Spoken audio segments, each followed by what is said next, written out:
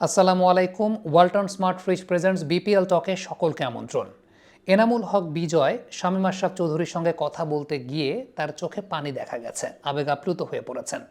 শেষ বলে সিঙ্গেল নিয়ে সেঞ্চুরি করাটা অনেকেই বলতে পারেন যে সেলফিশ গেম ছিল কিনা বিজয়ের কাছে। আমি বলবো যে এখানে সেলফিশের আসলে কিছু নেই, কারণ এক বলে যদি 7 দরকার থাকতো তিনি হয়তো বা বড় শট খেলতে যেতেন। এক বলে দরকার ছিল 9, সো ওই জায়গাটায় বড় শট কি ছোট শট কি এটা কোনো ম্যাটার করে না। ইনফ্যাক্ট ওই বড় শট খেলতে গিয়ে যদি আউট হতেন রান রেটও কমতো, সেঞ্চুরিও হতো না। সো একদিক থেকে তিনি তার সেঞ্চুরিটি এনশিওর করতে চেয়েছেন। আর এই টিমটার কতটুকু জেতার ইচ্ছা আছে, বা এই টিমটা পুরোটাই তো আসলে অগোছালো।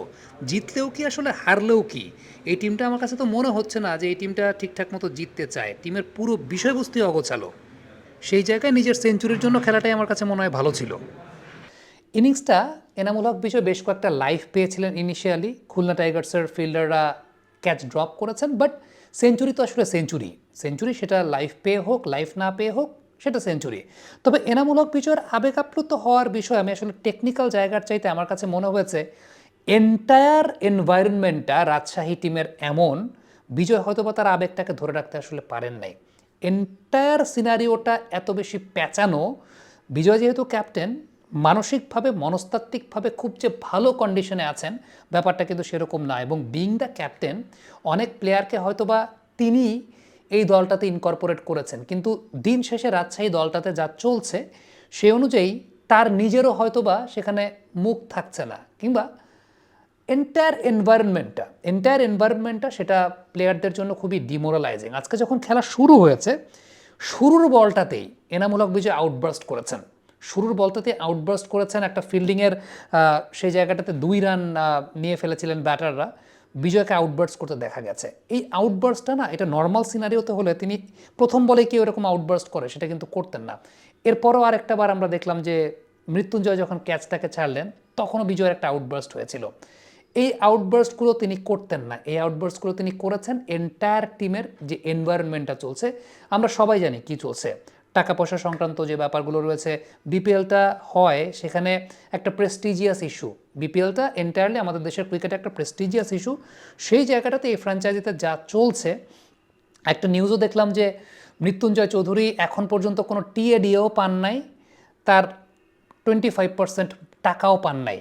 ব্যাপারগুলো যদি আসলে সত্য হয়ে থাকে সেক্ষেত্রে বাংলাদেশ ক্রিকেট বোর্ডের অতি সত্বর এই ফ্র্যাঞ্চাইজির বিরুদ্ধে ব্যবস্থা নেওয়া উচিত। এবং বাংলাদেশ ক্রিকেট বোর্ডের বাইলজে এরকম কোনো একটা সিস্টেম থাকা উচিত, বিপিএলের যেটাকে আমরা বলি যে বাইলজ, এই টাইপের কর্মকাণ্ড যে সমস্ত ফ্র্যাঞ্চাইজিরা ঘটাবে তাদের জন্য দৃষ্টান্তমূলক শাস্তির ব্যবস্থা থাকবে। কারণটা হচ্ছে এন্টায়ারলি দেখেন, দেশের ক্রিকেটের ব্র্যান্ডিংয়ের কন্ডিশনটা কিন্তু খুব বেশি ভালো না। গণমাধ্যম বলি বা যে কোনো কারণে বলি, সাকিব আল হাসান তামিম ইকবাল ইস্যুতে দেশের ক্রিকেট মহল 2 ভাগে বিভক্ত। কারো সম্পর্কে কখনো ভালো কথা বলা যায় না, কারো সম্পর্কে ভালো কথা বললে আরেক পক্ষ এসে চেপে ধরে। এই যে একটা অসুস্থ পরিবেশ দেশের ক্রিকেটাঙ্গনে, তার মাঝে আমরা চেষ্টা করছি দেশের ক্রিকেটটাকে একটা অন্যরকম হাইপ দেওয়ার জন্য, দেশের ক্রিকেটের ঐতিহ্যের জায়গাটা, দেশের ক্রিকেটের ব্র্যান্ডিং ইমেজের জায়গাটা ফিরে আনার জন্য। তার মধ্যে যদি এরকম ফ্র্যাঞ্চাইজিরা এসে দেশের ক্রিকেটের মান ক্ষুণ্ণ করে, প্লেয়ারদের সাথে এই ধরনের ঘটনা ঘটায়, এটা কোনোভাবেই মানার মতো না। আপনি তাহলে বিপিএলে আসছেন কেন? আপনি এত বড় বড় কথা বলেছিলেন, আপনি আন্দ্রে রাসেলকে আনবেন, আপনি ডাইলি রুশোকে আনবেন, আপনি ট্রাভিস হেডকে আনবেন, আপনি কি করছেন এখন? সবাই তো স্বপ্ন দেখেছিল, আমরাও সেই জায়গাটাতে মনে হয় যে সর্বপ্রথম দুর্বার রাজশাহী যে ফ্র্যাঞ্চাইজিটা আসছে অনফিল্ডের পর্দায়, আমরাই সেটা তুলে ধরেছিলাম। এবং আমাদের কাছে তাদের একজন প্রতিনিধি সাক্ষাৎকারে বিভিন্ন কমিটমেন্ট দিয়েছিলেন। এখন সেই কমিটমেন্ট আপনি যখন রাখতে পারছেন না, বা রাখার প্রচেষ্টাও আপনার নাই, আপনারা তো প্রতারণাই করছেন দিন শেষে। আপনারা দেশের ক্রিকেট আঙ্গনের সঙ্গে প্রতারণা করছেন, আপনারা আমাদের সঙ্গে প্রতারণা করেছেন, আপনারা প্লেয়ারদের সঙ্গে প্রতারণা করছেন। এবং যেটা ঘটছে এটা কিন্তু কোনো রাইট মেসেজ দিচ্ছে না, এটা একেবারে রাইট মেসেজ দিচ্ছে না। ক্রিকেট বোর্ডকে সেই জায়গাটায় মধ্যস্থতাকারী হিসাবে কাজ করতে হচ্ছে। এবং প্লেয়ারদের জন্য যে বিষয়টা, প্লেয়াররা আলটিমেটলি যেভাবে ডিসিভড হচ্ছেন, এনামুল বিজয়ের তো আজকে সেই আউটবার্স্টটাই আমার কাছে মনে হয়েছে যে এর মধ্যে তারা যেইভাবে সত্যিকার অর্থে খেলছেন, মালিকানা নিয়ে নাকি এক একটা প্রবলেম। তাইলে ভাই আপনারা আসেন কেন? ক্রিকেট বোর্ডেরও ভেরিফিকেশনের যে জায়গাটা, সেই ভেরিফিকেশনের জায়গাটা ডেফিনেটলি যারা দায়িত্বপূর্ণ পর্যায়ে আছেন, ডেফিনেটলি এই জায়গাটা একটা গলদের জায়গা ছিল। এখন ধরেন আমাদের সঙ্গে সাক্ষাৎকার, অনফিল্ডের সঙ্গে সাক্ষাৎকারে দুর্বার রাজশাহী তারা বিভিন্ন কথাবার্তা বলেছে যে বিভিন্ন কমিটমেন্ট। এখন তারা এই যে কমিটমেন্ট রাখতে পারবে না, সেটা তো ধরেন আমাদেরও কোনো দোষের কিছু না, কিংবা বাংলাদেশ ক্রিকেট বোর্ডের হয়তো বা দোষের কিছু না, কিন্তু ক্রিকেট বোর্ডের একটা নিয়ম থাকা উচিত যে কেউ যদি কমিটমেন্ট রাখতে না পারে, এরকম ফাজলামো করে, তাহলে তাদের এগেনস্টে আপনি যাতে অ্যাকশন নিতে পারেন।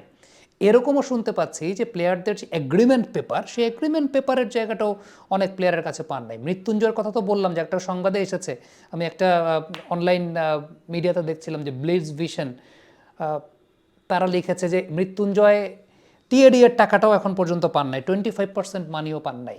তো এই যে প্লেয়ারদের এই অবস্থাটা, প্লেয়াররা বিপিএল খেলার মোটিভেশনটা কোত্থেকে পাবে? সেই মোটিভেশনের তো জায়গা নাই। জিসানকে একদিন খেলান, 2 দিন খেলান না। জিসান যে ম্যাচ ভালো করলো এরপরে জিসানকে আপনি খেলান না। মৃত্যুঞ্জয়কে আপনি টপ 16-এই রাখেন নাই, মৃত্যুঞ্জয়কে টপ 16-এই রাখেন নাই, এরকম খবরও তো আছে, এরকম খবরও পাওয়া গেছে।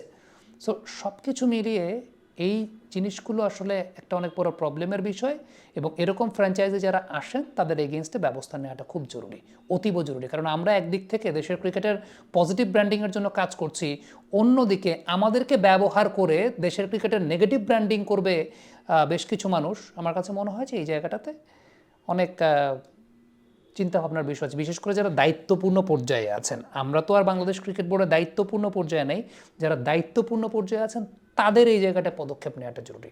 কমেন্ট বক্সে আপনাদের মন্তব্য জানতে চাই।